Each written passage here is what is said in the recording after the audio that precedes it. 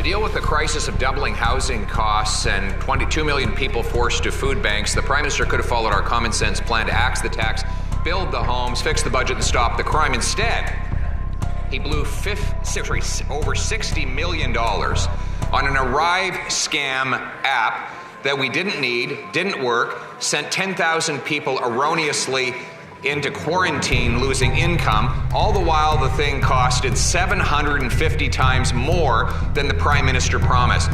Won't he stand up today and admit that the app is just like him? It's not worth the cost, it's not worth the corruption. The moment there were allegations around cost overruns or inappropriate contracting practices, the Canadian Border Services Agency immediately began an internal audit and made the appropriate referrals to the appropriate authorities. If he wants to hold someone to account for the Arrive scam, why not hold the one person who had the authority to create the Arrive scam and who had the authority to stop the Arrive scam, and that's the Prime Minister of Canada.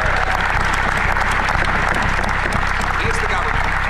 This was a government program we warned wasn't needed, wouldn't work, and now we know it went 750 times over budget. 75% of the contractors did no work at all, but they did buy whiskey and other treats for the top Liberal government officials. Again, won't the Prime Minister admit the app is just like him? Not worth the cost, not worth the corruption. We are committed to continuing to ensure that contracts are delivered in a fair, efficient, and transparent manner. And again, the Prime Minister is hiding under a rock, refusing to stand up and explain himself after he blew $60 million on this Arrive scam while Canadians cannot afford to eat, heat, or house themselves.